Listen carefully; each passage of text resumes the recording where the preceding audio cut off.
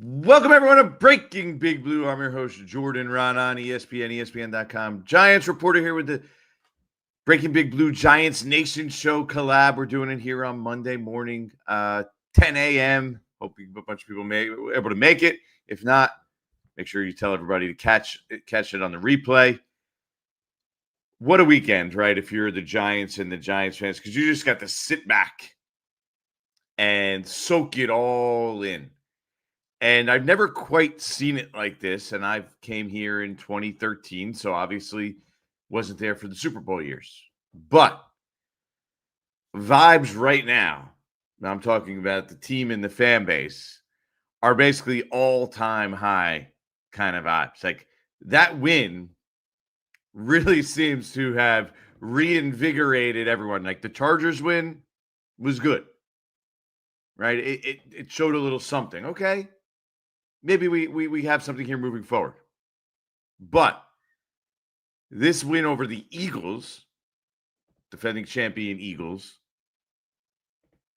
division rival Eagles, big bad Eagles who, had won 7 of 8 against the Giants, completely dominated them over the past decade or so.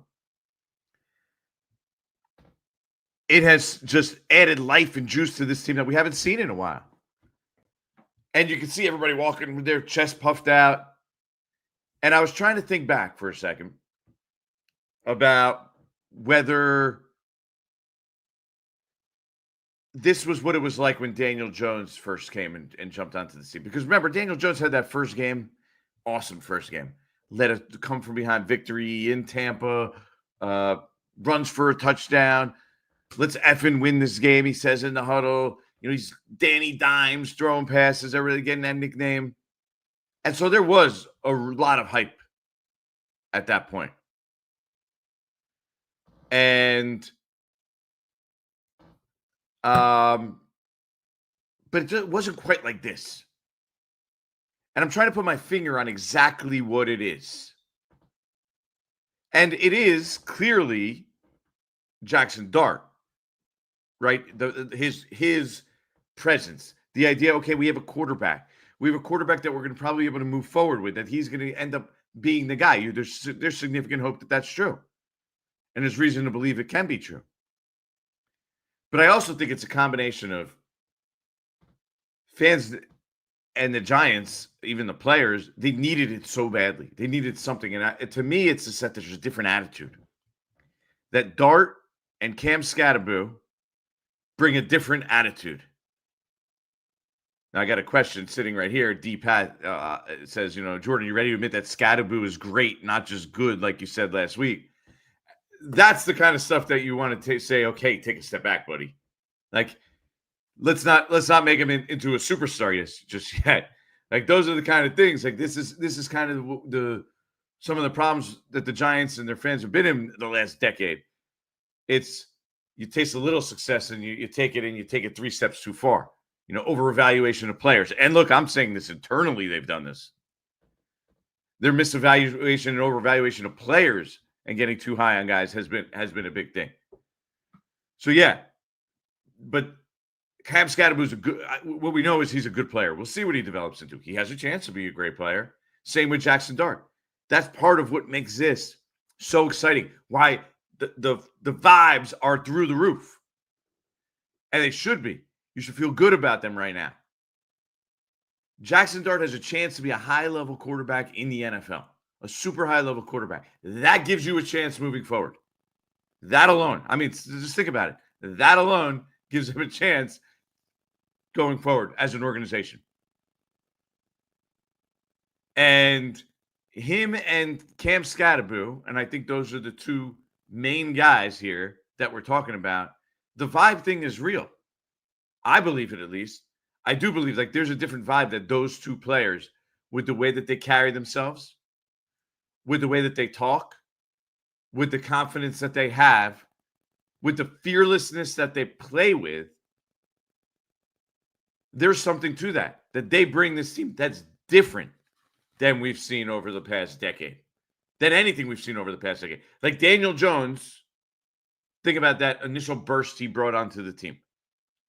Has the great comeback win against the Bucks that year. He throws a 5-touchdown game. There's some really high points. But Daniel Jones doesn't have that same swagger. He doesn't have that same enthusiasm, at least outwardly, that you ever seen. So that's what gives this a significantly different feel, is those two guys, being two young guys, rookies, who are playing massive roles in winning 2 of the last 3 games. Now, they're still a 2-4 team. We still have to see where this goes. This is a really tough game they have this week against the Broncos. I know the Broncos didn't play great, but man, look at that defense. In my opinion, the Broncos are the best defense in the NFL. And I know the numbers are close. They don't really show it yet. I think they're second. But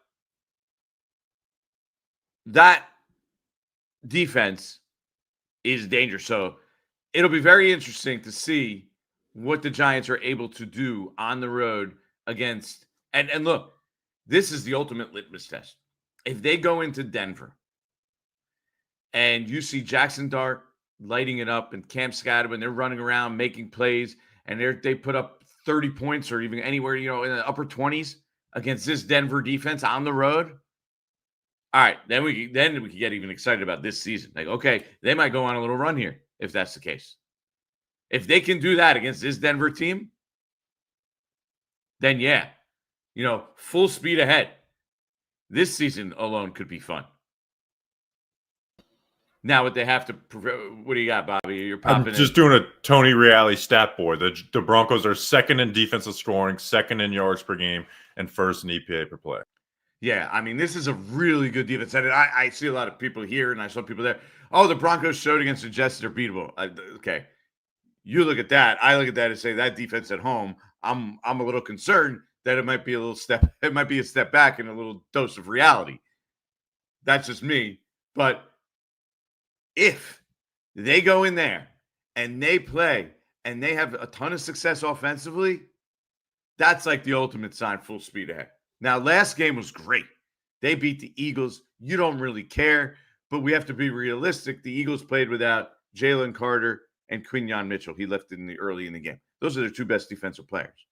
So while the win was amazing, right, and to beat the Eagles, it doesn't really matter because they haven't been able to beat the Eagles at all. It was great. But now you go in there and you beat that, and you show that you can still be successful offensively with limited outside weapons against that Denver defense. That, to me, would be the ultimate statement of, okay, this team is ready to go on a little run here. I'm not saying a Super Bowl run, but I'm saying they're ready to be legitimately competitive this year. They still have their problems, and we'll talk about that a little bit later. But and I also warn, and I don't think we should look at it. Let's say they go in there and they struggle. I don't think that's a warning sign or a panic sign for Jaxson Dart. I think that's the natural rookie progression. He's going to have good games and bad games. There's going to be some games here in the next couple of weeks where he doesn't play particularly well. You would think. I think to me that's more reality. But this week, man, if they go and they do something against this Broncos team, and Jaxson Dart has success, I mean, start the train. I mean, the train's already started, but it's going full speed ahead at that point. And that would be super exciting. So that's why I think this game will be an interesting, and it's sort of the next test. Last week was, and we're talking about Philadelphia, it was, okay, we just showed the rest of the league we're not a joke anymore. We're not a pushover where teams don't just come in and be like, the good teams be like, okay, we're going to get a win against the Giants. Those days are gone. Now it's, all right, can this team win consistently and legitimately? And they're a threat every single time they step on the field. That's what those are the kind of vibes that Jaxson Dart and Cam Skattebo have brought, and the optimism. And it's fun. It is. It's fun. But we'll also see how the Giants handle success here. I think that'll be an interesting test. We'll get to the talk of trading for wide receivers in a few minutes.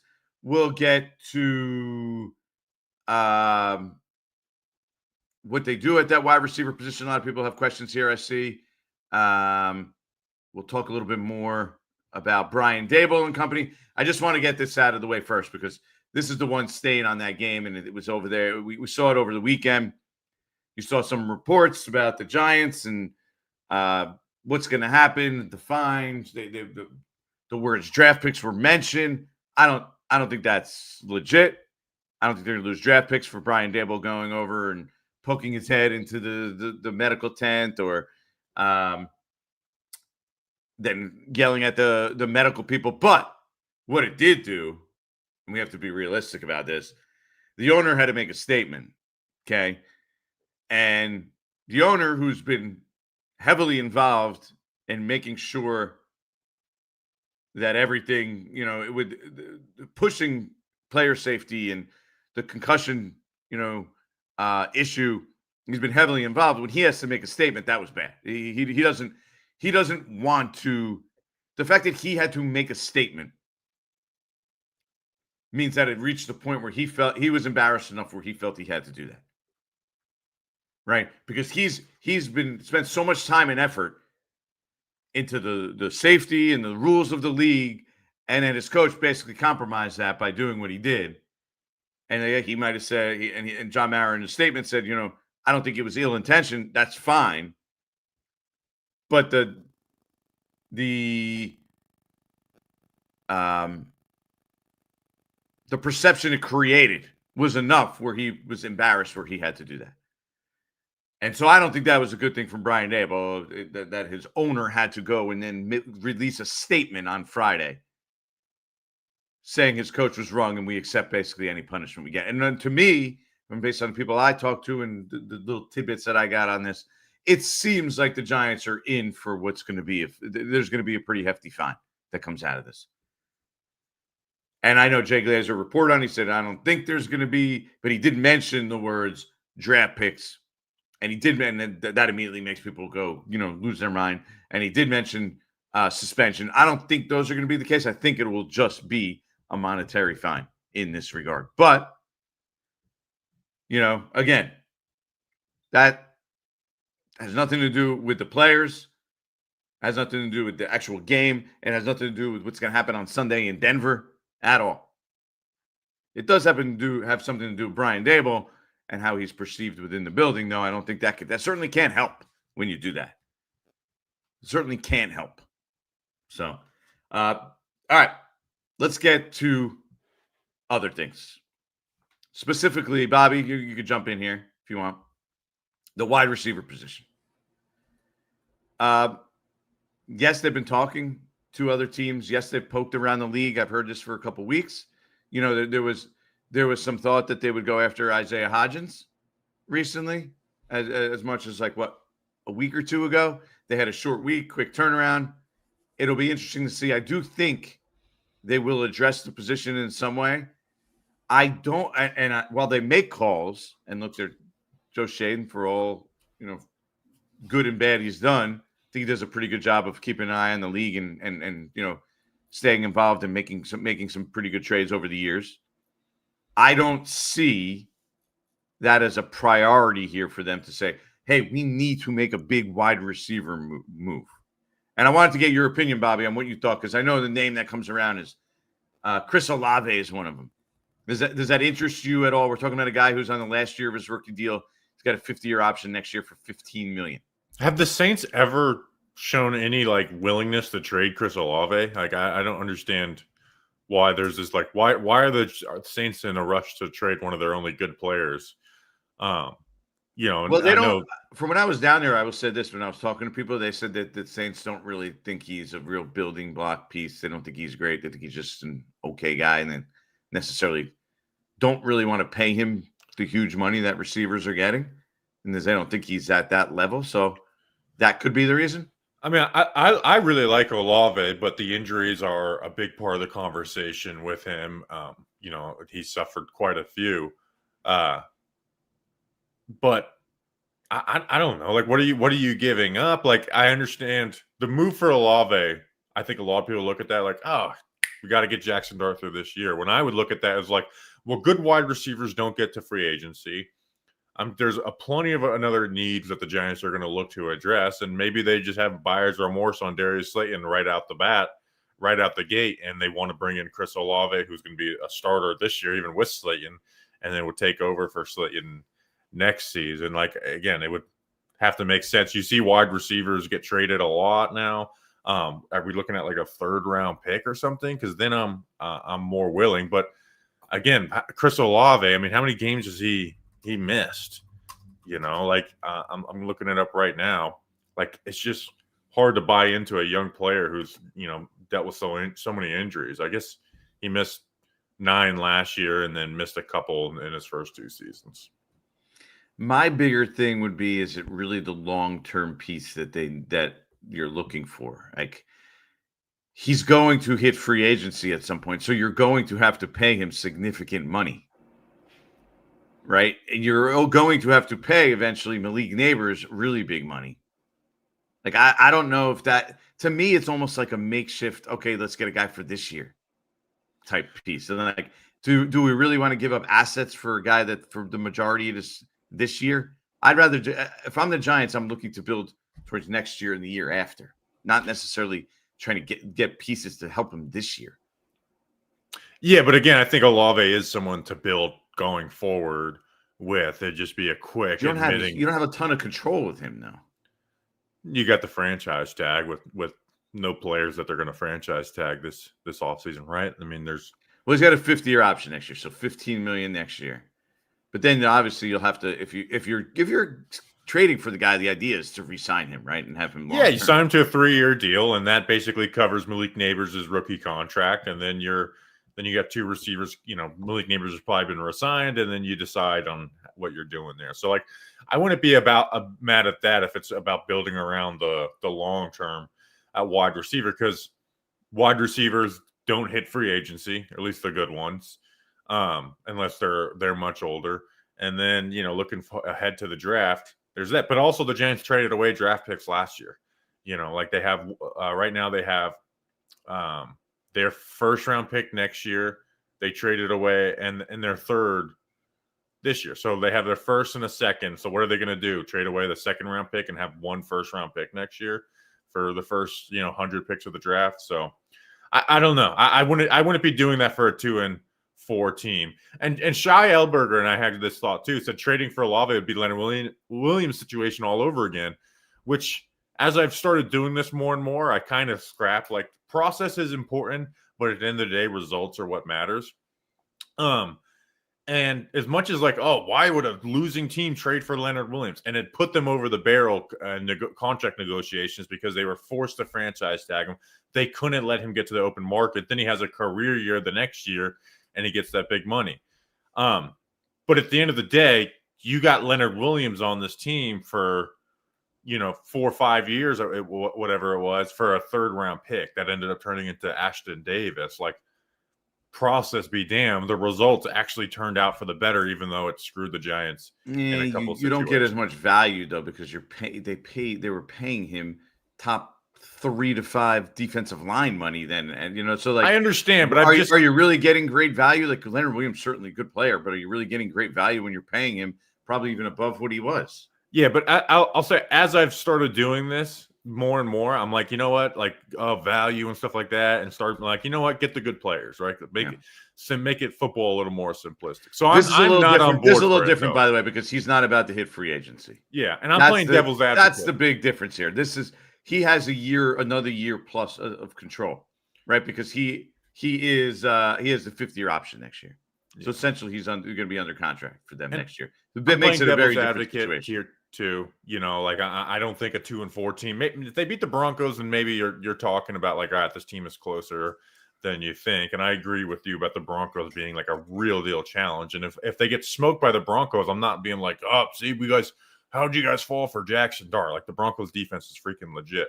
Yeah. I think the more likely solution is little Jordan Humphrey gets signed to the roster, which he should be. Obviously, the idea that he didn't even get activated and then jumps the other 2 guys on the depth chart is so ridiculous in the first place. Like, he should have been up the week before. We all know that. Wins are a great cologne, though, because we're not. I know, talking but about we're that. talking. You want to talk about process, Bobby? Again, the process just seems like that seems so stupid. But so he's going to be up. Darius Slayton's going to be back soon. So I think the Giants are way more likely to say, "Hey, we'll get we'll add another veteran piece, another little Jordan Humphrey type guy, maybe like an Isaiah Hodgins type player if we want to get just deeper."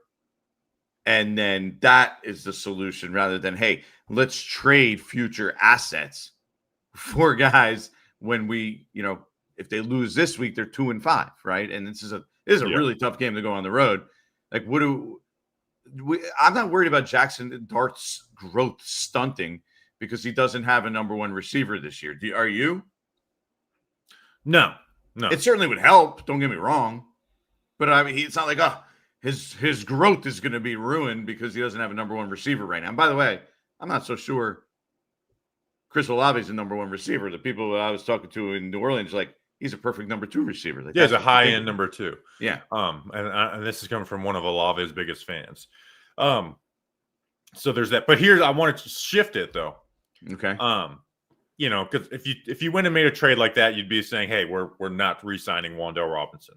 And I would take that. Like, hey, you pay an extra $8 million per year at the receiver position, and you get Olave instead of Wan'Dale. I'm kind of signing up for that. But again, they'll love it. But there's been reports I could take that. That actually makes more sense to me there. He's going to be the three is going to be Neighbors, Olave, and Slayton, not Wan'Dale. And then Neighbors if you make that and Olave have like slot flex, and you do whatever. But there has been reports that they've been poking around for wide receivers on the trade market. So, I mean, what do you hear on that? Yeah, I didn't take it as anything more than just looking at what's out there. Looking at the options. I don't. And what's out there? At this point, I don't think there's a ton out there, to be honest with you.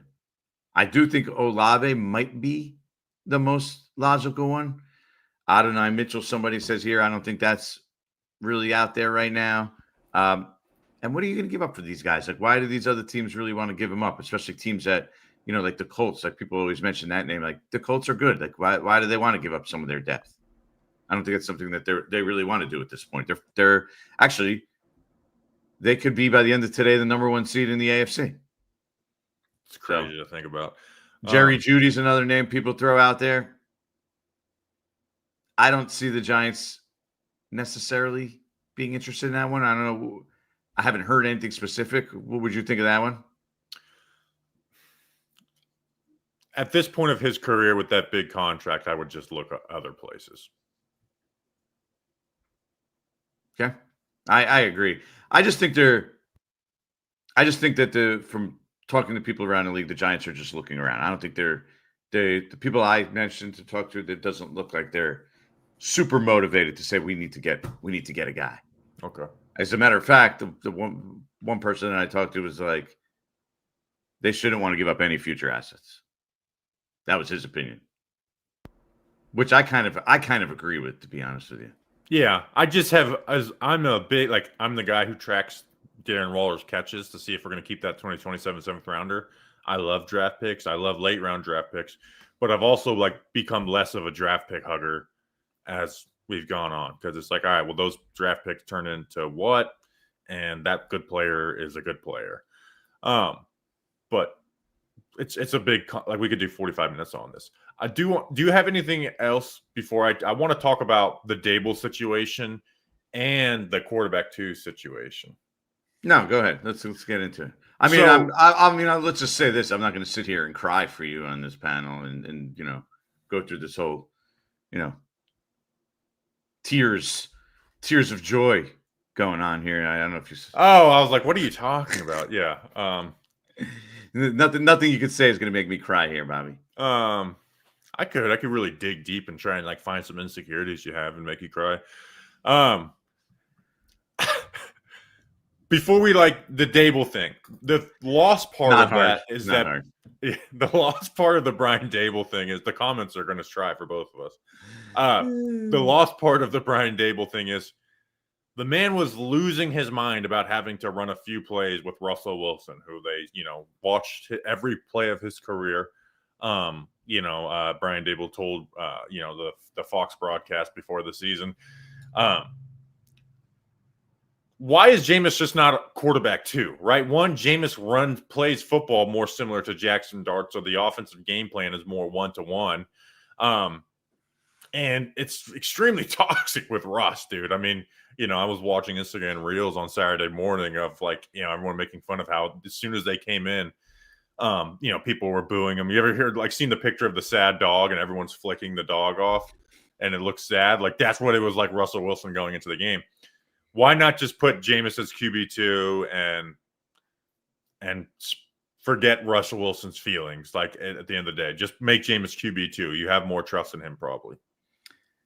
Yeah, I mean, I think that would probably be the right move, but I just don't see them doing it. I just think they have a respect level for Russ. They essentially made him a promise that he was going to start. Yeah, it sure showed the respect level by fucking, I mean, down like a chipmunk when you have to play him for 2 plays. I think that's more of Brian Daboll about what he thinks of Jaxson Dart than what he thinks of Russell Wilson. But that's just me on that. Like that's Jaxson Dart's his guy. He wants him there at all costs. Like that's it. Now, why I say the respect for Russ is because you remember they came in, they basically guaranteed him the starting spot, and he came in and started week 1, and they were going to give him a chance no matter what. And I still think that holds here. Like they're going to stick with that. It's not like. But Jaxson Dart's going to get hurt eventually. Like it's almost like a guarantee at this point. He's going to miss a game, end of a game, something. And if you're trying to win damn games, like Jameis probably gives him a better opportunity in that spot. Does he? Yeah, I think he does. Really much different. I probably agree with you.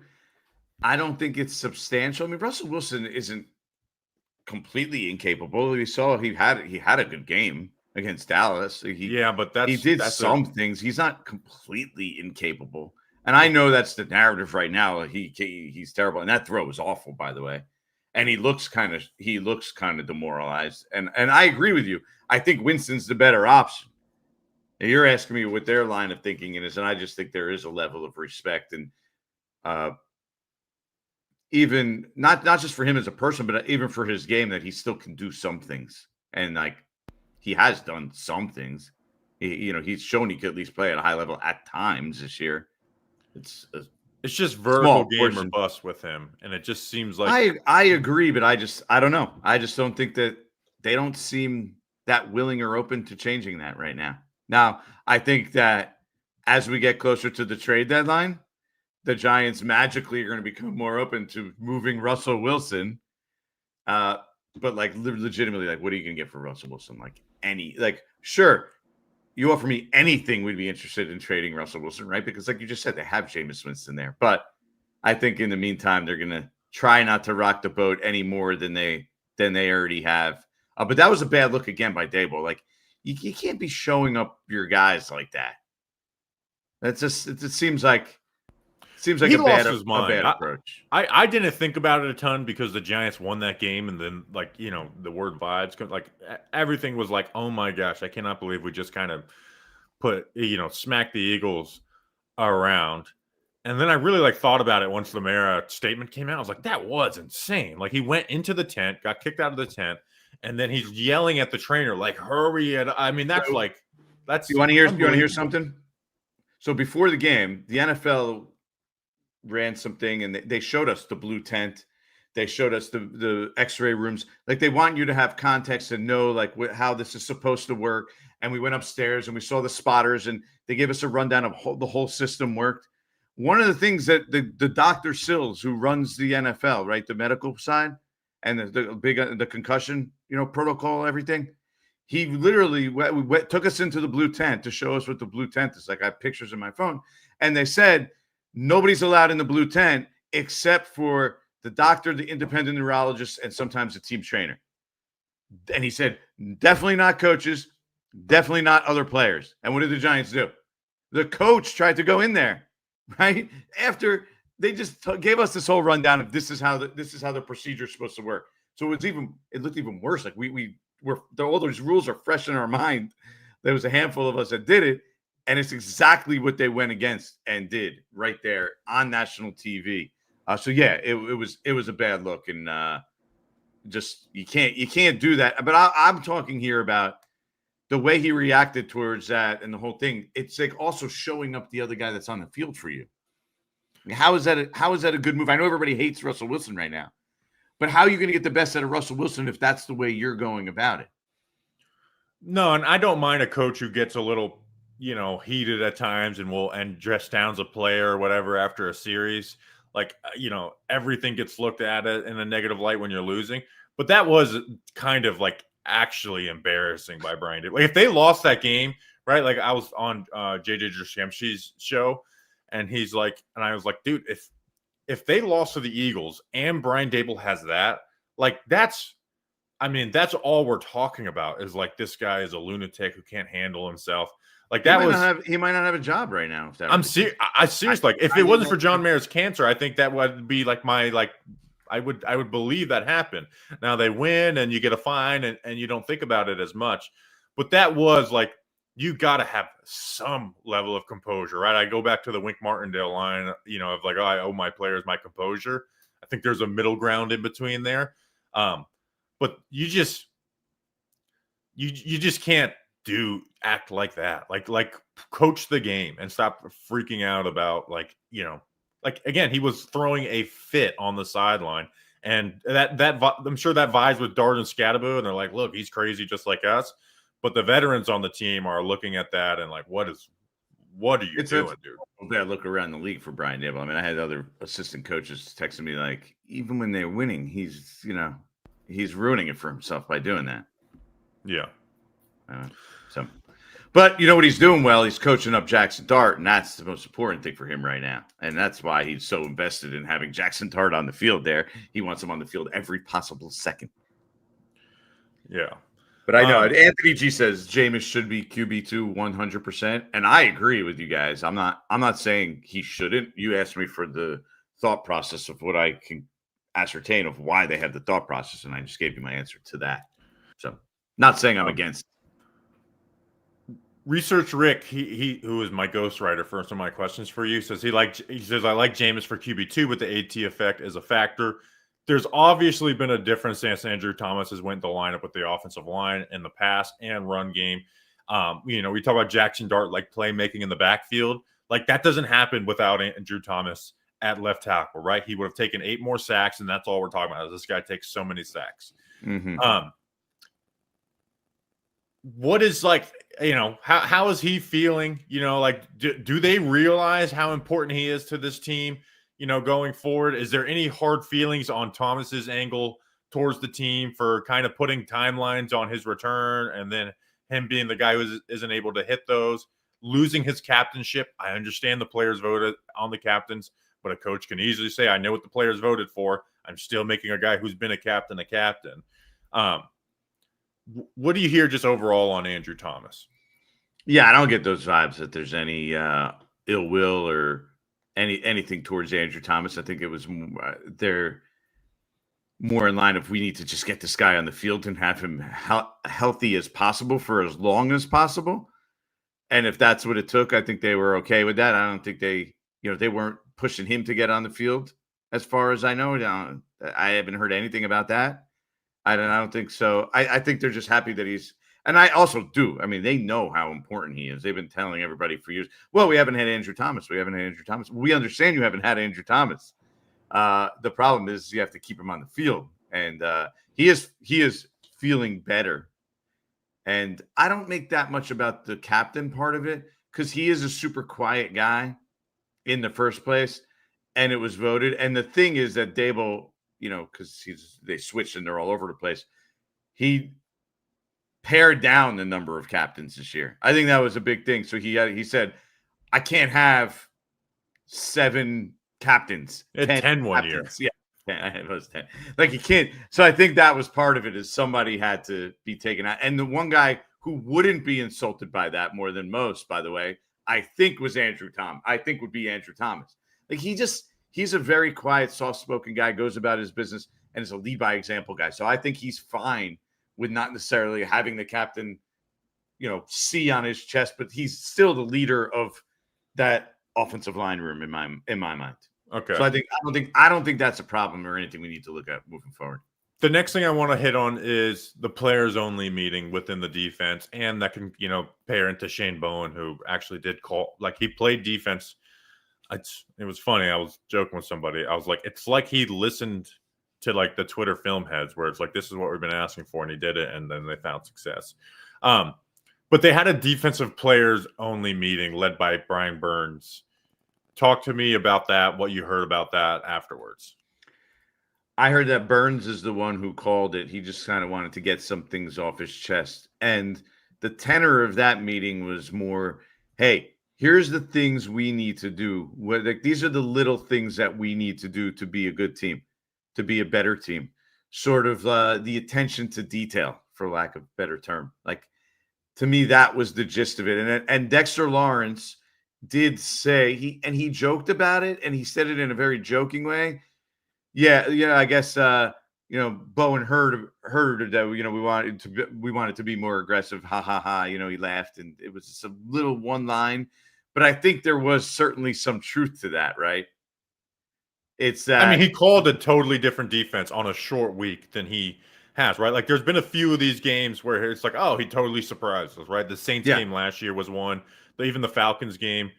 This was like a total like, it was like a Patrick Graham like type of play game where we're like disguising coverages, we're switching roles, we're stunting, we're blitzing, we're like he had a good game as a defensive coordinator, and I've been on Shane Bowen. I really have never liked him, even watching him from at Tennessee. We'll see what he reverts to, if he reverts back to his similar defense. But this was one of those games, like the Browns game last year, the Saints game last year, where it's like, oh, this is not what we've come to accustom from you. I think, and it's not just playing the results. Like, they actually did call much different defense. My interpretation is the players, and not from that meet, just the leaders have passed along to him, hey, we'd like to be a little bit more aggressive. And I think we saw that going into this game. I mean, all right, okay.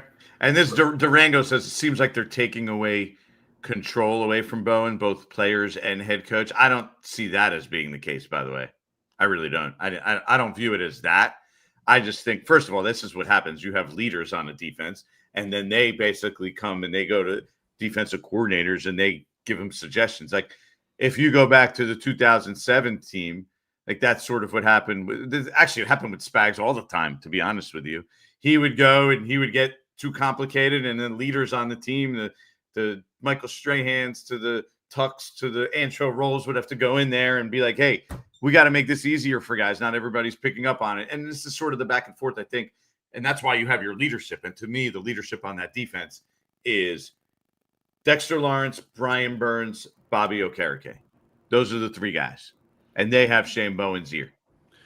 Durango mentioned, I don't know if he said this in the press conference or whatever, Daboll mentioned telling him to send more pressure Thursday night. But again, I don't think Daboll's in there scheming up the defense, but it could be like, hey, this is what we need to do this week. And there was, reports of him and him saying some stuff like that towards Wink as well, too. Yeah, I don't think he's in there, especially on a short week. Like, they don't have time for that on the short week. The short week's crazy.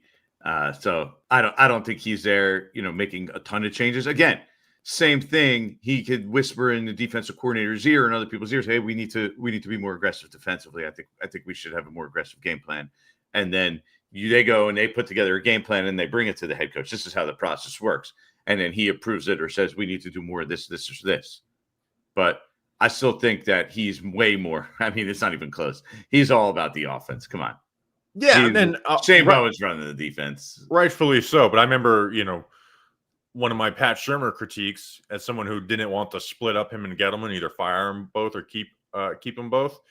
I was like, one of my biggest criticisms is like answer for the defense. You're not just an offensive coordinator, because I wanted James Betcher fired, but like, you need to take some ownership of that defense. Speaking of big decisions on the defense, and Deonte Banks was finally benched. What happened? Who did the call come from? Who was the voice of reason? Like, it was obvious. I think it reached a boiling point against the Saints, and maybe they're just reacting to that. But like, what went into him finally hitting the bench? I think they finally just got to the point where they said we can't play this guy anymore, and then the coaching staff said we can't play him anymore, and I don't think anybody could fight back on that anymore. You know what I mean?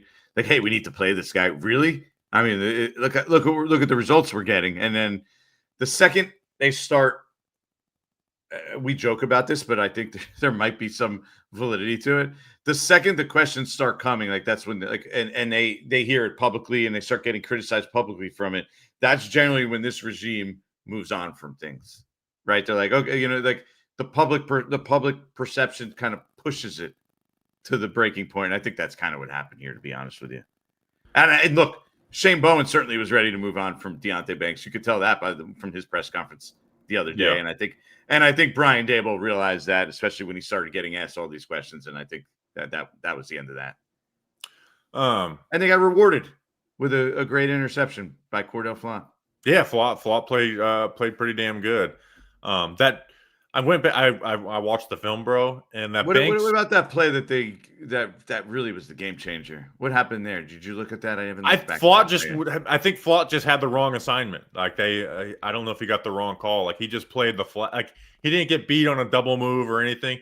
He just didn't. We're talking about the first drive of the second half, right? When he misses Devontae Smith. Yeah, the deep ball at the sideline. Yeah. He just played the wrong. He didn't lose in man coverage.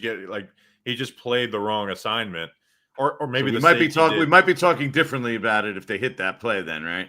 Yeah, oh, absolutely. And Flott used because that was, to me, that was the play of the game. Yeah. Well, Flott used to have those mistakes all the time. And Jalen Hurts, by the way, played terrible. Like, there was times where they were just like in basic, the Tom Brady commercial of like, when they rotate the safety down, rip the seam. They left the seams wide open, and Jalen Hurts was just not pulling the trigger. In fact, that one that Dallas Goedert caught like a punt was open for like 8 seconds, and then finally Hurts gets over to it and underthrows Goddard, and he catches it like a punt. Well, the interception too. I mean, we could look at that and say he should have definitely. I mean, AJ Brown going across the middle is the read. Yeah. There. Well, at least that one is like, all right, they disguised the look. He got stuck on his first read instead of reacting to what the defense. But there were some plays in there where Hurts was like, just what is going on? Let me see if there's any other.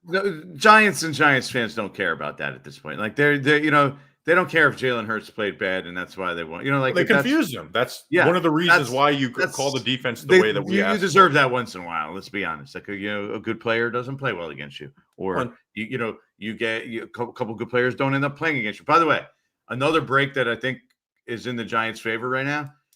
Fred Warner going out for the 49ers. Fred Warner is one of the best players in the league. And that 49ers defense, who the Giants play in 3 weeks, is not going to look the same anymore now that they're without Fred Warner and they're without Bosa. Like, that's a good break for this team. I mean, you never want to see anyone get injured. But the fact that they get to play him, that's like if one step below a team losing their quarterback and having to play without their quarterback. Yeah, the 49ers are completely banged up. Durango says, have to be aggressive. Coach Brian Daboll said after the game, I told Shane to be aggressive. Don't hold anything in your holster and go after him. And that's what they did. And again, it affected Jalen Hurts into making bad decisions. All right, let me see if I have any last questions for you before we can go into the chat. I talked about, Jaxson Dart, Daboll's behavior, player-only meeting, trade deadline. You hit a little bit of Denver. What's at stake? What there? All right, let's hit the chat. We got some super chats. I want to hit those as well too. Lou Mateo, good morning. The Eagles played without Mitchell and Carter. We played without Malik Neighbors, McFadden, 2 rookies, and Hyatt. This win was a confidence. We're talking about this was early in the show when you talked about them not having Carter and Mitchell, and I think that obviously made it. My only point was I was just talking about their defense being compromised. That was my only point. I don't really care. I don't think the Giants fans should give you crap that they played without those 2 guys. But you're obviously going to have way more success, and it's going to be a lot harder to be successful if those 2 guys are playing when they play in Philadelphia in 2 weeks. Yeah, and the Eagles are less talent. I mean, they lost a lot of talent. On offense, I think they're in serious trouble. Defense, I think Fangio can figure it out. They're thin because that's what happens when you're good. You lose a lot of players, so they're on the thin side, and they can't really sustain that many injuries. Their line's beat up. Their secondaries beat up. Like, dude, Adoree Jackson. Keely Ringo is so trash. Keely Ringo is worse than Adoree Jackson, and that's saying something. Adoree has no desire to tackle. John, thank you for the super chat. We obviously hit the wide receiver stuff earlier. Yeah, Jordan, my answer to that, by the way, is I don't. Legit is not the right word for like a high level guy. I don't think that they're out there, pushing for a high level guy at this point. Eric R says, Jordan, have you learned anything new about who exactly pounded the table for Dart during the draft process? Was the free front office split and deferred to Daboll? Which I think, as Dart plays well, it's success has 1,000 authors. I don't know if you saw, there was a report that these guys like Jackson. There was guys in the Giants building that liked Jaxson Dart back to the previous summer. That was their guy. Like, yeah, nice that comes out now. Like, of course, of course. No, but Brian Daboll was definitely at the front of the line, pounding the table. Like, you could tell from what Joe Shane said after the draft. You could tell from the way they reacted. You could tell from everything that Brian Daboll has said. This was the guy that he zeroed in on, and it's his guy. You disagree with that? No, I mean, just reading the tea leaves, it's clear Daboll was his guy. I mean, I don't think he puts out the Shador stuff anyways if the whole organization is bought in on Jaxson Dart, all that stuff. So let's see. Eric Campman says, what is our final record? And this is Eric from the bar. He said, do we finish over 7 wins? So I will say this, like, again, the title is Giants Sky High Vibes. That is the most fulfilling win since the playoff game in 2022 for me, right? Like, the Chargers are the guy. They're, Jaxson Dart did some good things for his first start. The O-line was banged up, like, awesome. But I haven't felt the desire to just like start shit talking after a game in a long time. And that Eagles game had me ready to go, right? I'm tweeting at Saquon Barkley, like, hey, make sure to tweet out your documentary, all that stuff. Like, what is, like, if you were to give your record prediction, you predicted 6 wins before the season. They're at 2-4 now. What would you go now? I mean, I think the number is still 6 or 7. I still think they're going to have their troubles against. Look, I still think they're going to have their ups and downs. Like, I think if you asked me the week before, I probably went below 6. So now I think it get back up to like that 6-7 mark. I don't really see them winning more than 7. I still don't have full confidence in the defense. The back end of the defense is not very good. We have to be realistic. Their defense overall is not great. And offensively, they're able to do more. But I also think there'll be some duds naturally, just because you have a young quarterback. You play a good team here or there. Sometimes he's going to, he's a young quarterback. He's going to have a dud here or there. So, yeah, as a lot of people are saying, 6-7. I'm about to end the stream. So I also, you had the point about like, the Daniel Jones when he started and stuff. Here's something I want to say is a big difference. What is it? They have defensive talent, right? Like, list the top 3 best defensive players on the 2019 Giants. Already, that season lives in my head. Like, it's Janoris Jenkins, Dalvin Tomlinson, and Jabril Peppers. Like the left. Oof. Yeah, that's bad. That's their 3 best players. Peppers got missed the last 5 games. Janoris Jenkins got released from the team for a word that everybody says now. And I disagree on that, but okay. And then I just see it all the time now.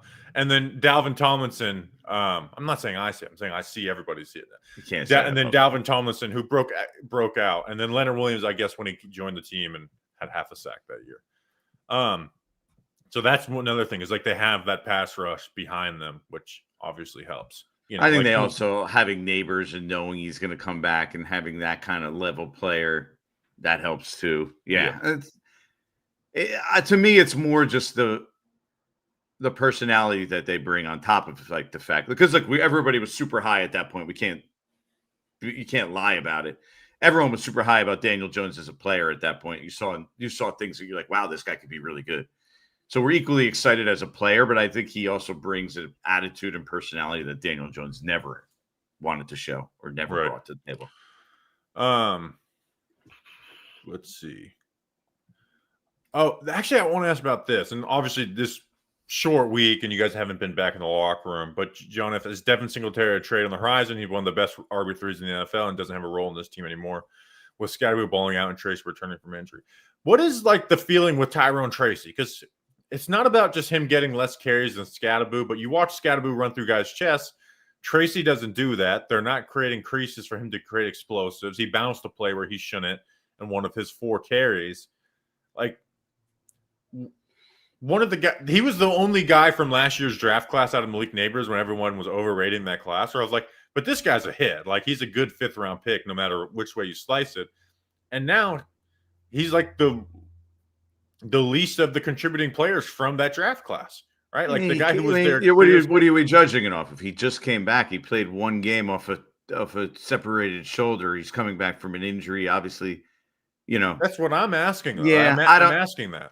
I'm not going to make that judgment yet. Let's see where it's at in 3 weeks. I think he'll still have a significant role on this team when all is said and done. I hope so. I don't think Cam Skattebo is going to be 40 to 50 snap a game guy. And I don't think you want him to be honest with you. I think, he'll be like I think it's flipped from a 60. I thought originally it was going to be a 60-40 split, also because we didn't see Skattebo this summer for very much. I thought it was going to be a 60-40 split in favor of Tracy. Now I've probably flipped, and when they're both healthy, it's going to be a 60-40 split in favor of Skattebo. And yes, that does make Devin Singletary probably available. I don't know how many teams are dying for Devin Singletary at this point, though. Got to be honest. Give me a 7th.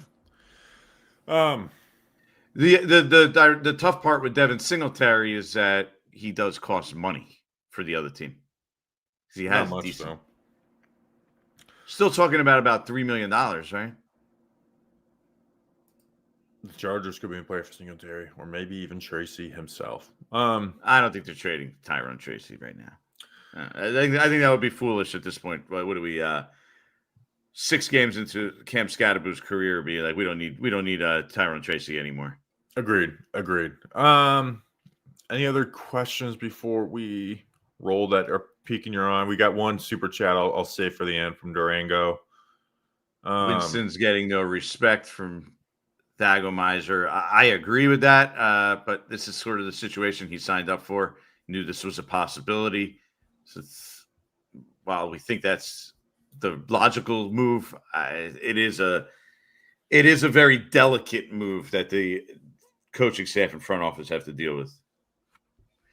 Robert Sage, I still think we can beat the Broncos. Of course they could beat the Broncos, but the reality is they're 7.5-point underdogs in the game. So it's a steep challenge. But the idea is that with Jaxson Dart and Cam Skattebo like leading the way, like gives you hope that, okay, you can at least create a path in your mind where you say, you know what, I still think we could beat the Broncos. That's with Russ, it would be nothing. Right. We thought almost nothing after the New Orleans game, to be fair, though, against the Eagles. You were down.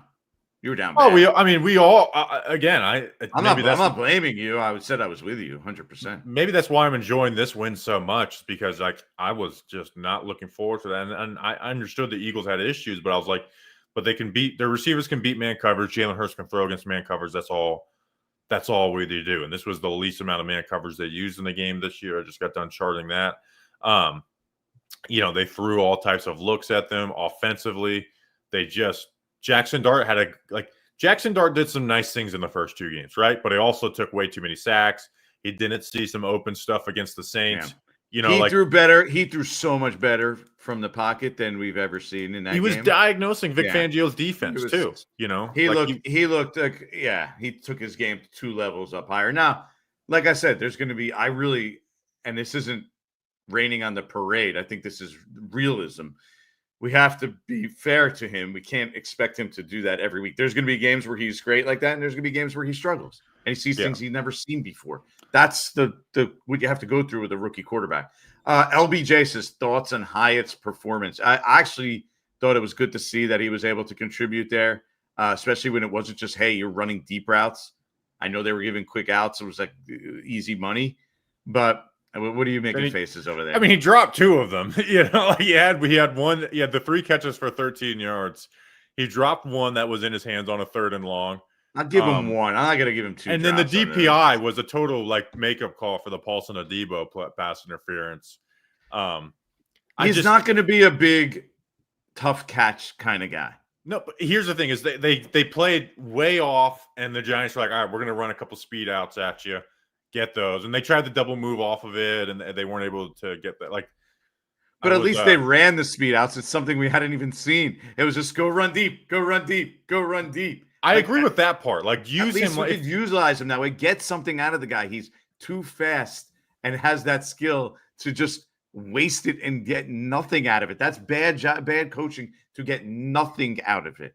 I disagree with that. But now that they're kind of in a position where they have to play him, especially with a Slayton injury, that is the way you should use them. It's not just go deep. It's like, hey, if they're playing off, let's hit a couple quick hitters, and then maybe we can double move off that and you create an explosive. Like, he's not going to, again, he's not going to be a legit wide receiver for this team. But if you have to play him, which they're kind of in a situation where they do that. Off coverage, give him a couple quick, easy ones, and then get a double move off of that. And then, like, maybe he can become a yak guy. He's, like, terrible at yak. They tried doing that stuff in his rookie year, and he just doesn't have the movement skills for that.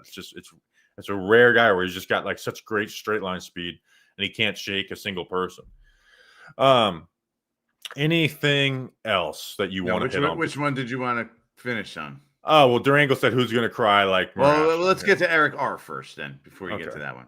We did Eric that one. What's our final record? We did that one already. No. He also has another one at the beginning. He said, Jordan, have you learned anything new about – oh, wait, actually. We did do that one. Yeah, there was a Dexter Lawrence one I saw here about his elbow. That's what I wanted to get to. Okay, hit on that before we – maybe we'll call Sean Marash and say, like, what's the deal, dude? It was basically, do we see anything about Dexter Lawrence's elbow and whether that's holding him back? I think, as a matter of fact, it was more the past couple weeks. He had this sickness. Remember, like last week? He was still dealing with it this week.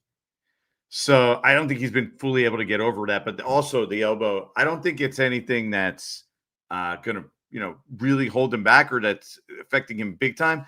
But it's definitely something that bothered him a little bit because he put the elbow brace on at one point. Like, there's something there. It's not like, okay, there's no, I came back from injury.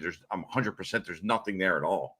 So I do think there's that. But I think it's more him early in the year getting into playing shape than anything else. And now he had this illness. So when he gets back to feeling better, I think then we'll start to see maybe more of what we expected from Dexter Lawrence. Because we have to be fair. He hasn't been great this year. He hasn't.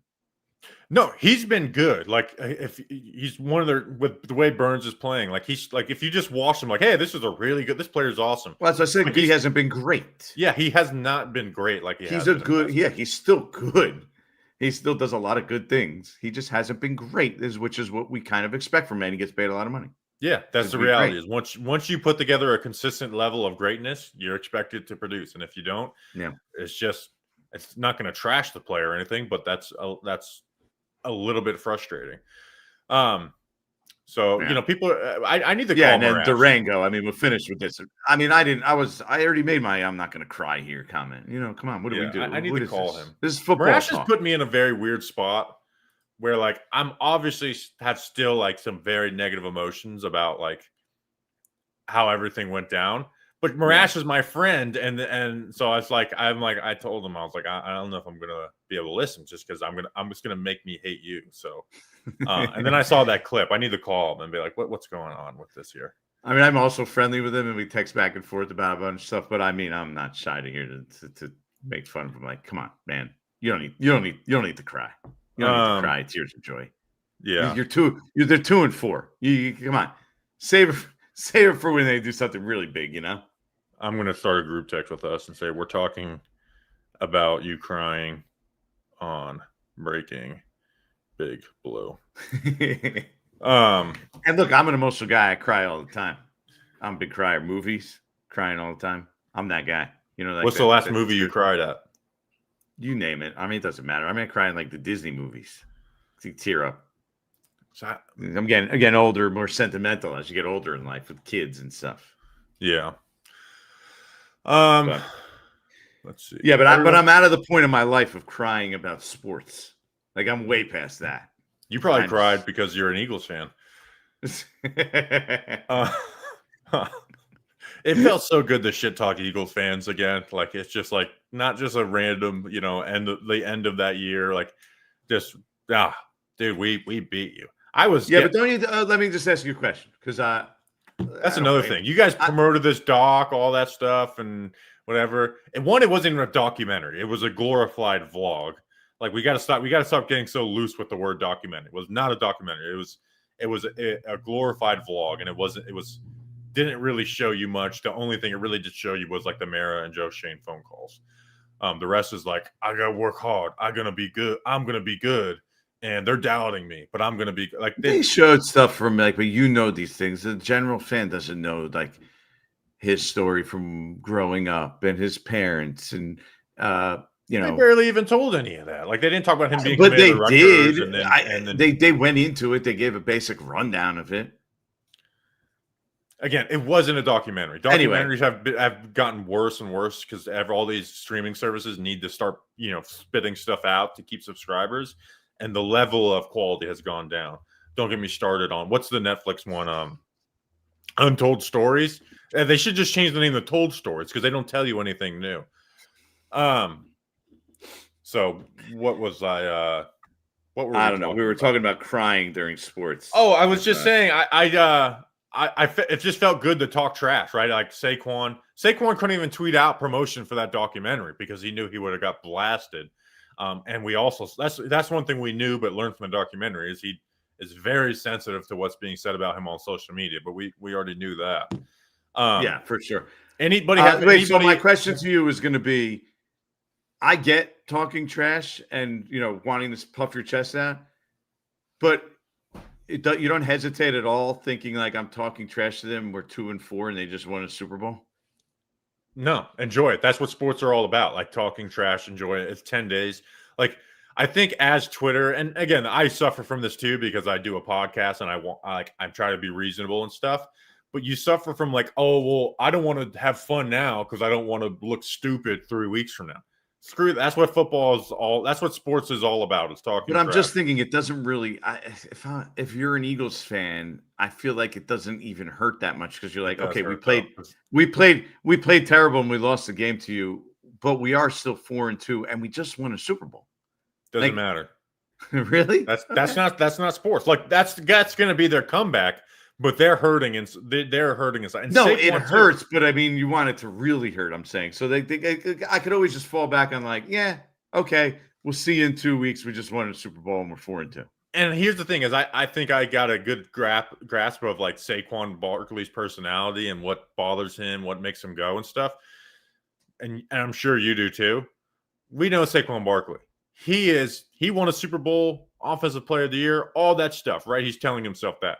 If he's not sitting there steaming mad on his way home and the next day about Skattebo being, the biggest meme in the NFL and the Giants having fun and all that stuff, like there is still a part of him that is really hurt by not being a New York Giant, no matter how much success he had with the Eagles.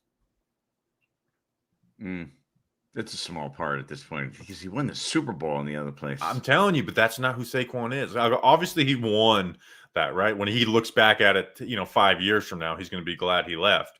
I don't think he has that. I really don't think that's. There's reasons I don't think that's the driving factor. It bothers him more that Skattebo outplayed him than him being on the Giants. I think maybe try and break a tackle from Cordell Flott in the open field. He had no desire to do that.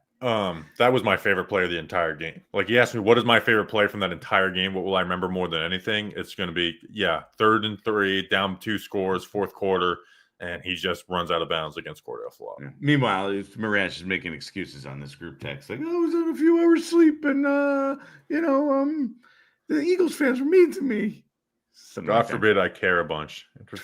Yeah. Don't read the whole thing. Don't read the whole thing. Let's end it there, Bobby. You're listening to Breaking Big Blue. Okay, go ahead. As always, like, subscribe, tell your friends. I'm Jordan Raanan. That's Bobby Skinner. Giants Nation Show. See, I'm getting it. I think I'm better. I'm better now. I think we got this ironed out. Jordan Raanan. See you next time.